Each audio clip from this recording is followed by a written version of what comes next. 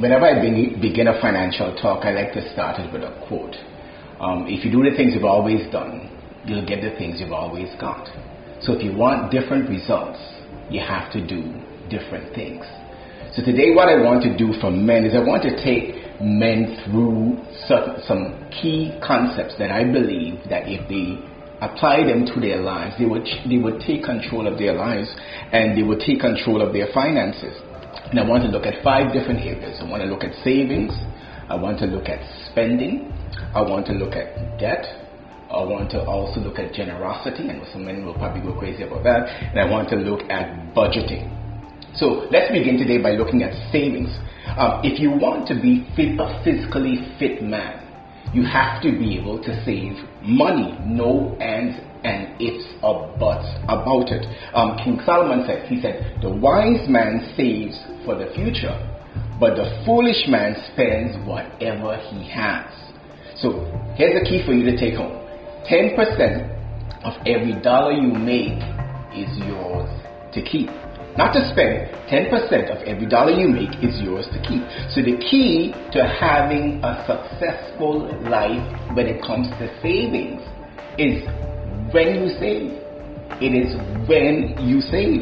So here's what I know. If you put aside your savings at the beginning of the month when you have money, as opposed to the end of the month when you don't have any money at all, you are guaranteed to save some money. So if you put aside your savings before you pay your bills, then at the end of the month you would have some money. Here's what I mean by that. Let me go to school a little deeper. If you work only to pay your landlord or to pay the bank or the electricity company or CCP or Digicel or one of those entities or just your employees, and when it's all said and done at the end of the month, all you have is month left and no money, then you have not worked a single hour, a single minute for yourselves. So pay yourself first. 10% of what we earn should be ours to keep. And we need to take it from the top. I'm not talking from book here, I'm talking from experience. We need to take it from the top, because if we wait to take it from the bottom, we'll only realize that all we have is an empty container that we're reaching our hands into.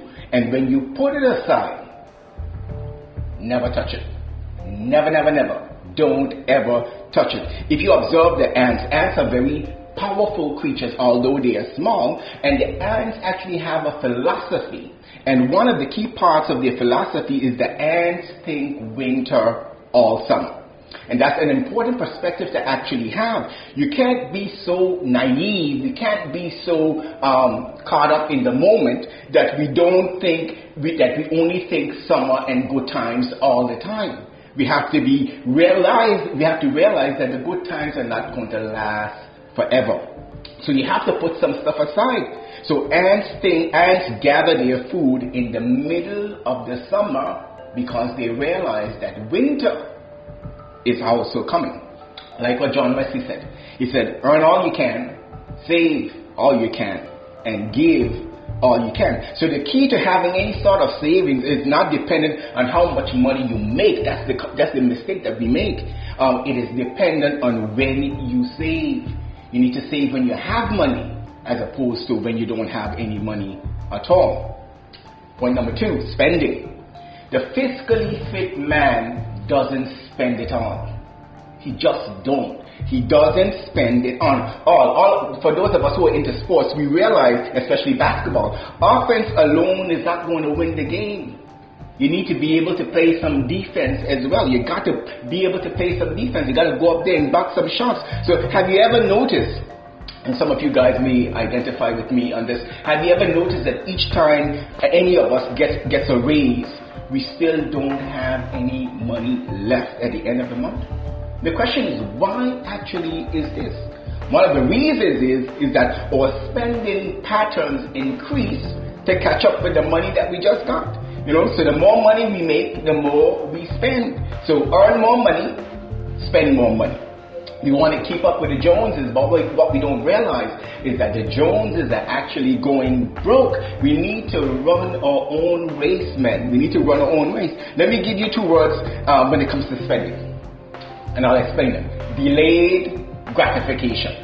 We have to delay gratifying ourselves with the luxury of this world until we can actually put ourselves in a position where we can reward ourselves with them. So most of us men, when we have financial difficulties, 9 out of 10 times we believe that if we have more money, we will solve our problems.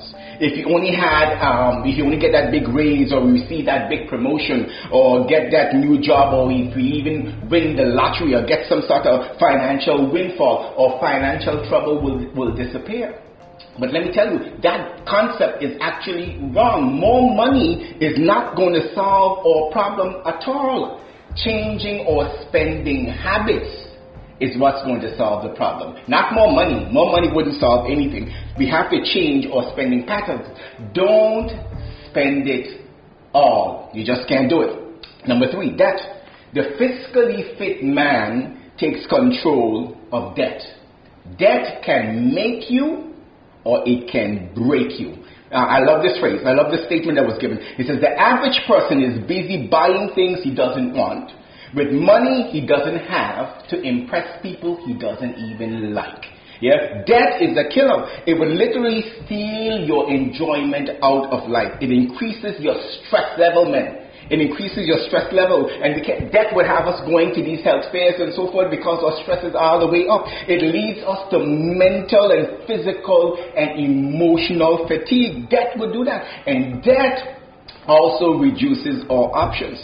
For many of us, the correct words in that old Snow White song is I owe, so after work I go. And for some of us who are actually married, the more accurate married vows are till death, D-E-B-T, do us part.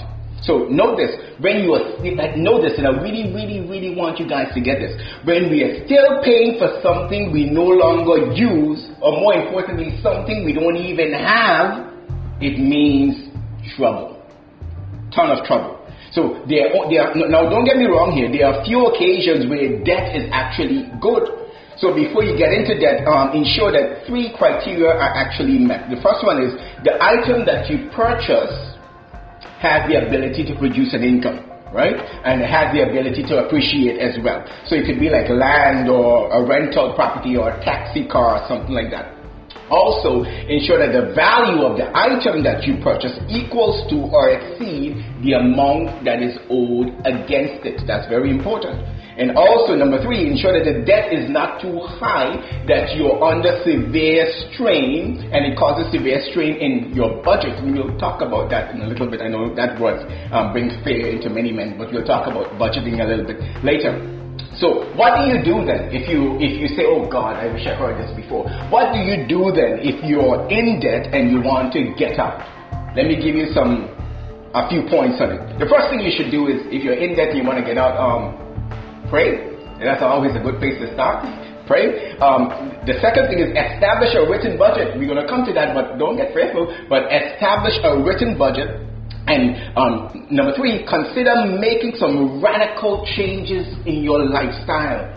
Like selling things that you don't want. Consider doing that. Earning some extra money from a part-time job and using that money to pay down your debt. And any extra money that you get, put it towards your debt. Pay it off. Some of us want to take that extra money and put it on savings. No, if your savings is paying you 1% and your debt is charging you 13%, it's best to put the money on your debt. So put that money on your debt. And renting out that studio apartment that you're using for a storeroom, rent that thing out, So moving to a more affordable apartment as well. Think about doing these radical lifestyle changes, right? So if you want different results, you got to do different things. That's very critical. So then you can go on and establish a debt repayment plan. Decide which debts you want to pay off first. So base that on 2 factors, but the interest rate and the size of your debt. So you might want to pay off the smaller one first, and when you pay off the smaller one, and when that's finished paid off, take that money that you was using to pay off the smaller one and apply it to the next one, and then you keep going it like that, and you're rolling, and you create a snowball effect. And if you're in debt, one of the things that you must do is don't accumulate any new debt. No new debt. Stay out. Cut up the credit cards. Throw them away. No new debt. I know you guys probably don't like to hear that, but no new debt. If you want to come out, you can't keep adding. You got to come all the way out. Number 4, the fiscally fit man is actually generous. Yeah, I like that phrase. He practices what is called the 3 T's of generosity. He's generous with his time, he's generous with his talent, and he's generous with his treasure. And what do I mean by that? He shares his money with those who are in need, or with those who help to meet a variety of social and humanitarian needs, like your churches and your other NPOs operating in the BVI. Understand this, friends. Generosity is not about doing the minimum, it is about doing something extra. And I like the quote that says, money is like manure. If you let it pile up, it just smells. But if you spread it around, you encourage things to grow. So the fiscally fit man is a generous man. And number 5, budgeting. Finally, we tie it all together with a budget. So a budget provides the framework that forces us to live within our means. We need to write it down on paper. So after we put aside our savings and our givings, we allocate the remainder across our expense categories and we stick to it. So 5% going here, 10% going there, 1% going there, and we stick to it. Our expenses must not exceed our income. So if our expenses can't fit in our budget, we have to pass on those expenses. So if the big screen TV can't fit in the budget, we don't buy it. We don't let it bust our budget. There's a saying, when your outgo exceeds your income, your upkeep becomes your downfall. So that's very important. So in conclusion, in a nutshell, if we give some, if we save some, if we tithe some, and if we spend some, then I believe we will always have some. So it's the things that we do today that determine where we end up tomorrow. So take massive action today. Blessings to you. For those of us men actually who wants to save our money by sticking it under a mattress and so forth and think that's a good idea, honestly, I don't think that's the best way to go. And for many reasons. One, somebody can easily break into your house and take the money from underneath your mattress, and you lose it all. And 2, you get no interest on the money that you have underneath your mattress. So why on earth would you actually do something like that? You may figure, well, the banks are not safe, but the banks are actually safer than where you have it. And I believe Money Matters, BVI actually have some good programs that would guide men in terms of how to actually create a healthy saving program. And I think that's very important. But under your bed, guys, that's not the best place for it. You get no interest. I mean, if you are someone who read the Bible, Jesus gave a parable about the man who came back and he was very upset because one of the persons who he gave some money to didn't even bother to get any interest on it. So you need to make sure that if you have your money, put it somewhere that you're going to get a return on it. It's very important.